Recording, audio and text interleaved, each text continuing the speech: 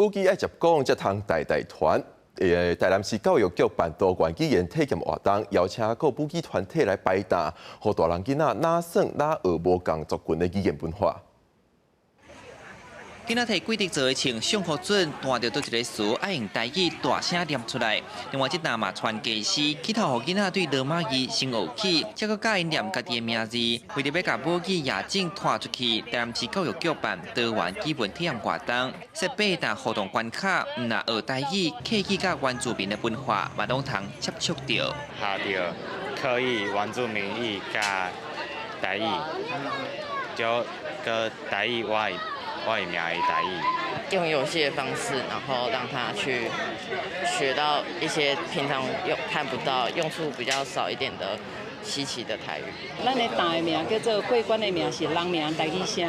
咱叫出来台语名吼，会使用罗马字的白话字安尼家写出来，这最百几年都有的。教育局指出，早晚活动通增加大家对文化的理解甲尊重，伊嘛提供舞台，予各族群的学生上台表演的机会。另外，儿童科学馆内底是以台湾教育史做主题的，呈现各时代课本等物品，嘛代表着不同时代教育方向参社会发展的关系。这阵走向多元语言的发展，因望未来结合科技，予后一代有更加好的未来。以前的课本是学白，即摆比较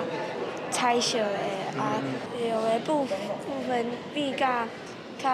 侪物件。会当发展咱这个上新的科技，和上新的科技来带领咱台湾的教育未来，让囡仔了解过去的这个传统的时期的教育，嘛有未来新兴的教育，拢伫咱这个展览内底会看得到。这个展览到9月初1，教育局表示，伫关外广场每礼拜假日拢会办不同主题的早关游戏、参音乐会，希望乡亲会当渐渐把族群语言文化对生活中扣到转来。记者李上台南采访报道。